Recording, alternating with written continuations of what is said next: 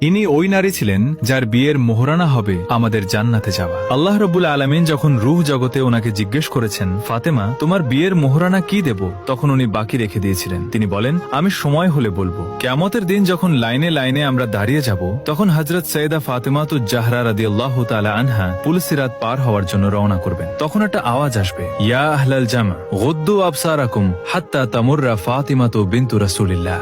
অর্থাৎ, হে হাসরবাসী, সবার মাথা নিচু করো, চোখ নিচু করো, যতক্ষণ নবীর বেটি ফাতেমা পুলসিরাত পার না হন। তিনি এত পর্দানসীন ছিলেন যে উনার পর্দার কারণে হাসরের মাঠে আমাদের সবাইকে জমিনের দিকে তাকিয়ে থাকতে হবে। উনি হেঁটে যাবেন, যাওয়ার পর উনি যখন পুলসিরাতে পা রাখবেন, তখন উনি পিছনে দেখবেন যে উনার আব্বার উম্মতরা নফসি নফসি করছে। তখন উনি আল্লাহকে ডাক দিয়ে বলবেন, আল্লাহ আমার বিয়ের মোহরানা আজকে দিয়ে দেন। আল্লাহ বলবেন, জান্নাতীরা জান্নাতে যাচ্ছে, জাহান্নামীরা জাহান্নামে যাচ্ছে, এখানে বিয়ের মোহরানা আবার কি?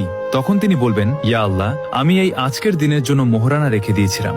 আমার বিয়ের মোহরানা হবে আমার আব্বার গুনাহগার উম্মতকে জান্নাতে দিয়ে দেওয়া। তো সেই ফাতেমাতুজ জাহরা রাদিয়াল্লাহু তাআলা আনহা গোটা নারী সমাজের আইডল। তার আদর্শের জন্য একজনই যথেষ্ট, আমাদের মা বোনদের জন্য।